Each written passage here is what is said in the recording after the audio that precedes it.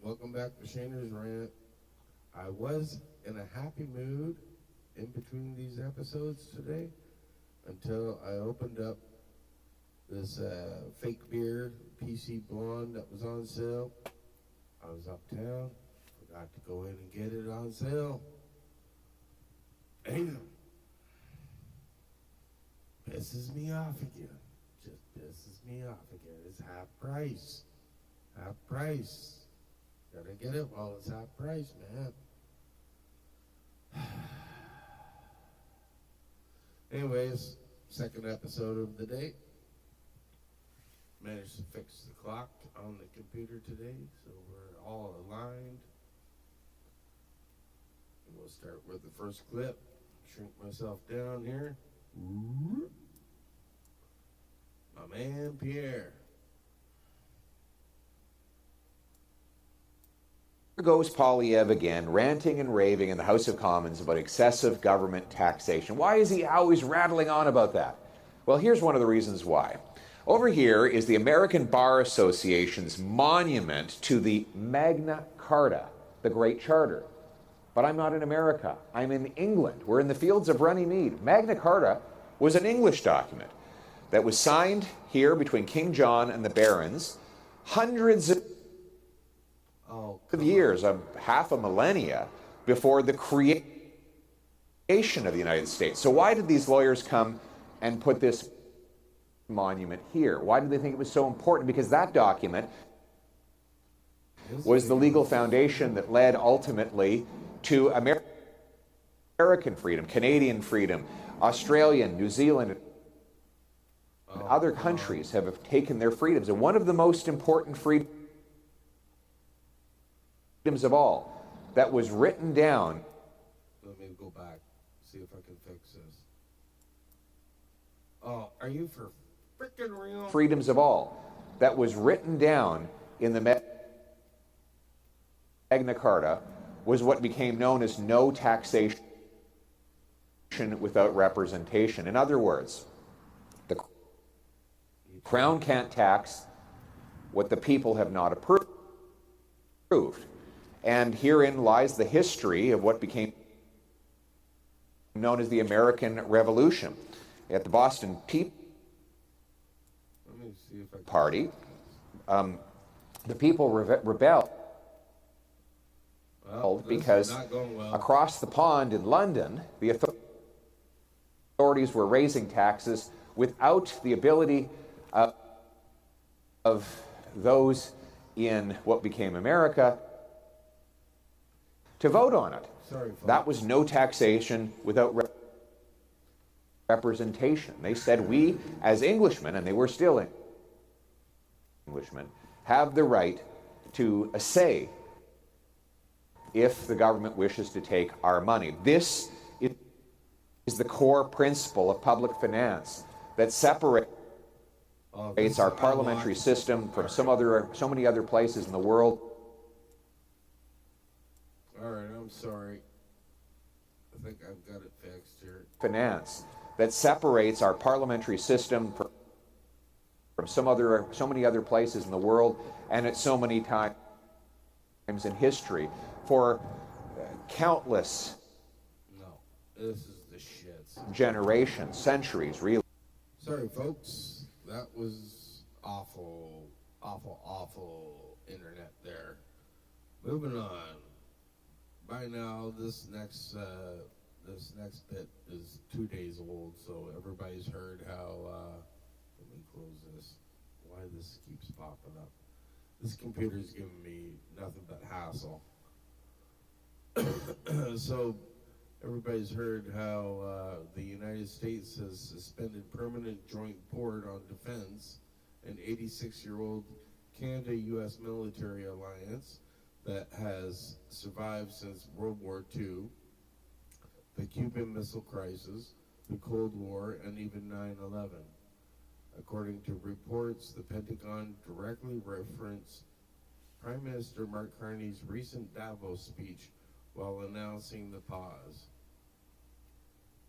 So that's been in the news the last couple of days, and it's just awful. So just, you know, it's Carney causing the wedge between the U.S. and us even further. I don't know what they're going to do with this, but they got to come to terms.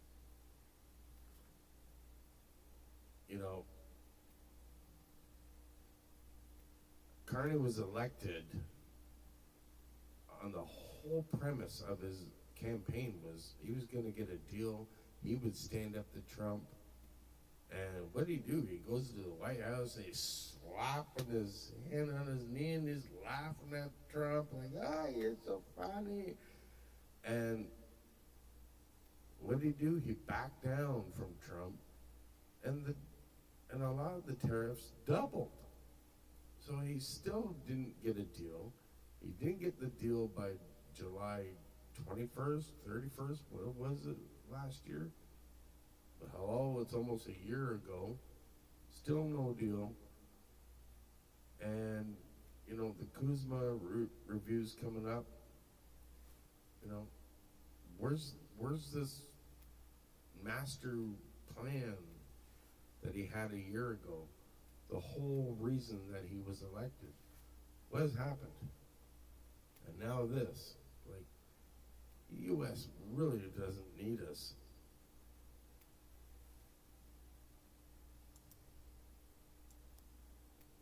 You know, we're bragging that we're finally putting the 2% of the GDP into the military when we haven't been for years. And that's not good enough. And it hasn't been good enough. And it's really not good enough because we don't measure up to what NATO expects or even the United States expects for our North American defense. They're not going to protect our asses. We will be invaded. Then what? Then what? Won't be the U.S. invading us. We're invaded already. We got all these other entities coming in already. Hello, China. There's literally, what they announced just last month, over 150,000 illegal immigrants here that are undocumented. Like, they don't know where the hell they are. Well, they're probably delivering your Amazon. And we're back. Moving on. Moving forward. Here we go. Next clip is from Northern Perspective. Great podcast. These people rule. Very smart couple. Awesome podcast. Give them a follow, please. Check them out on YouTube. And they also put clips on Facebook. Let's give this a listen. This is with regards to Bill C-22. And this is quite funny. I agree with the entire Liberal caucus. I never thought I would find myself in the position of not just agreeing with one Liberal, but agreeing with the entire Liberal caucus. What in effect has been the law of Canada, and indeed the common law throughout countries that follow the common law, and which applies, the criminal code applies to all of the jurisdictions in Canada, what in effect has been our jurisprudence for literally hundreds of years, which that there are limits on the powers of the state to intrude into the privacy of people's homes. And if you're going to break through that line and cross over that border and that frontier, you have to have the approval of the courts before you can do so. Proponents of greater state surveillance say you have nothing to be worried about if you aren't doing anything wrong.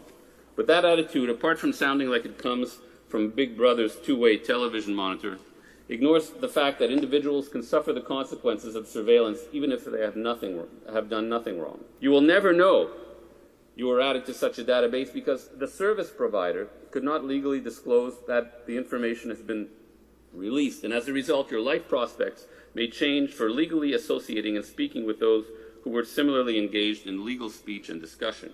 You happen to walk by a protest, say a G20 protest, and you stop with your friend to observe this because it's something that you don't see every day. Or you visited an Occupy camp or were a passive spectator, you, the cell phone subscriber, can find your information sent to police and entered into a police database.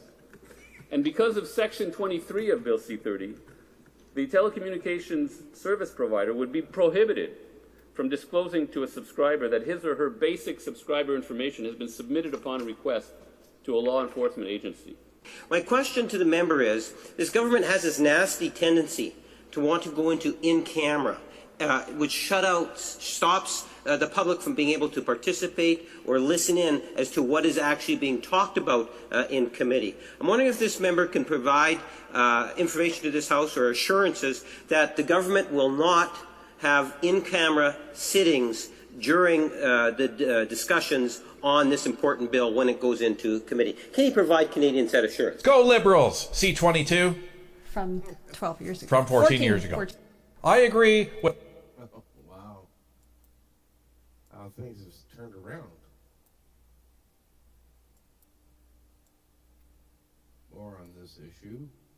Pierre Poilievre warned Canada not to drift into a new world order aligned against the United States.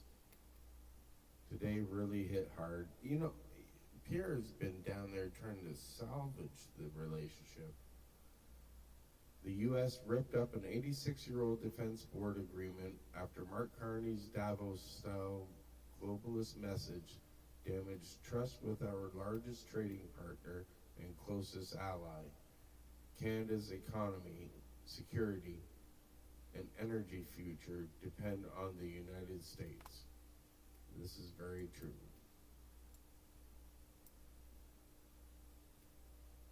Very true. And we're moving on. We're back.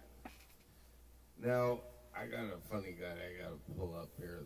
This guy, Ron Butler, I don't know how he ended up on my Facebook feed, but he's my new favorite guy. I don't know the first thing about this guy.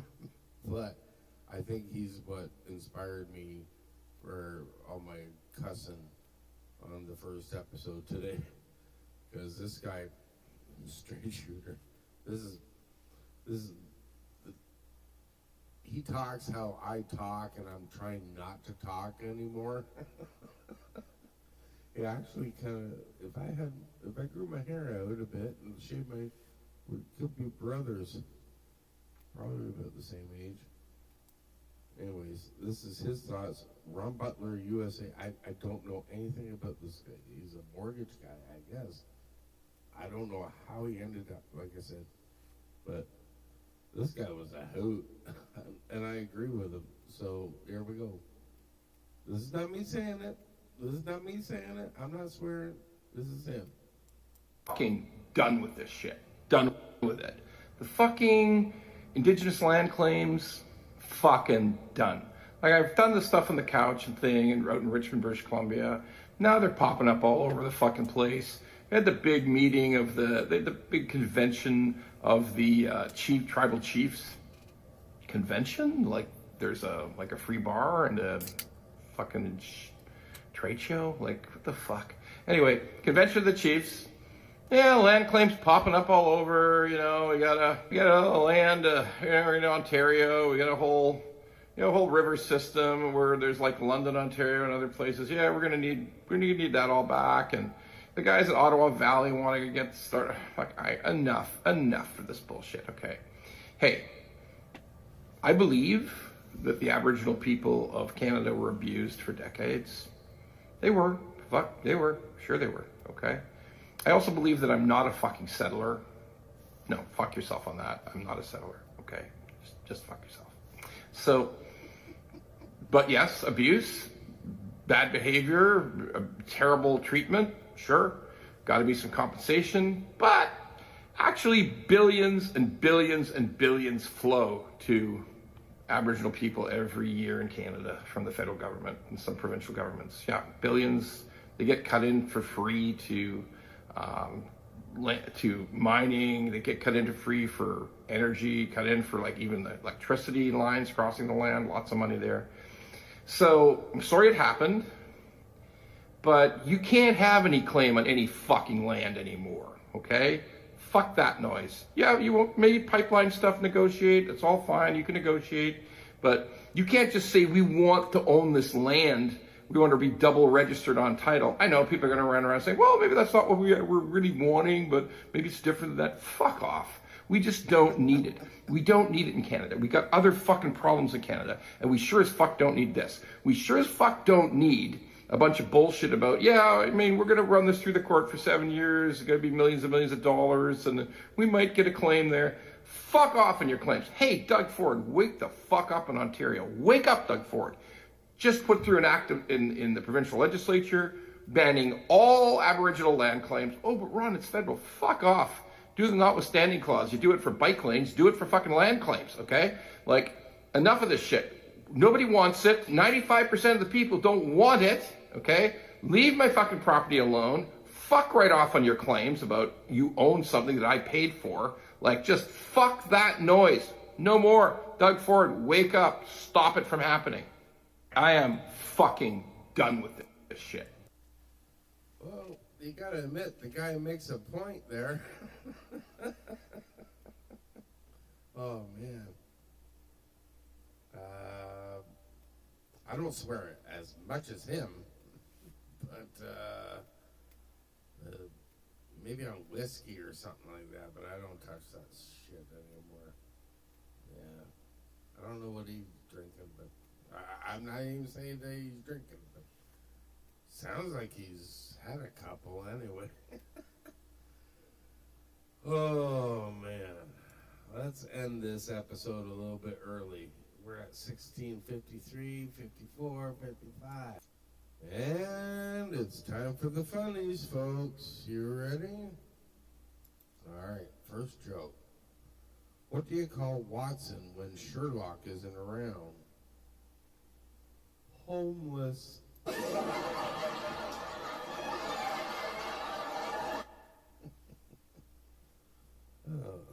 that was a good one, right? Oh, this is good. Let's get this queued up. Did you know if you go to bed in full armor, it's the best way to get a full night's sleep? What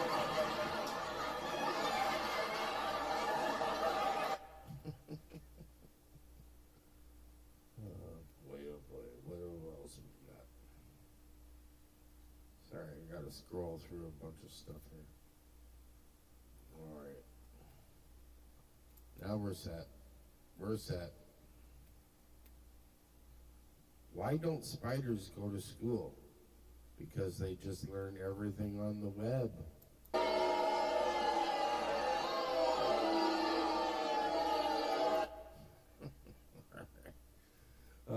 This is a short episode. So this is what happens when I don't do like an hour-long episode and I cut everything down. Do you like it better? Oh, wow, this is really early.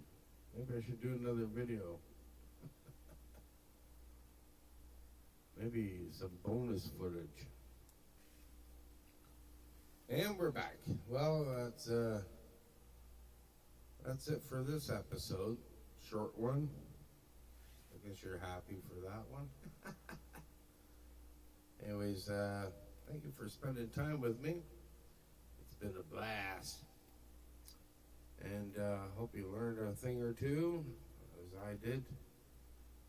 And hit like, subscribe, tell a friend, telephone, leave a comment. Still no comments. I don't know. People click on it. I don't know what's going on out there. Let me know. Anyways,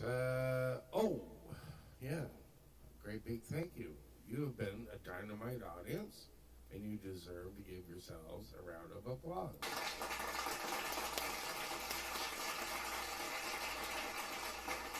Indeed. Take care of yourselves, take care of each other. God bless, and all that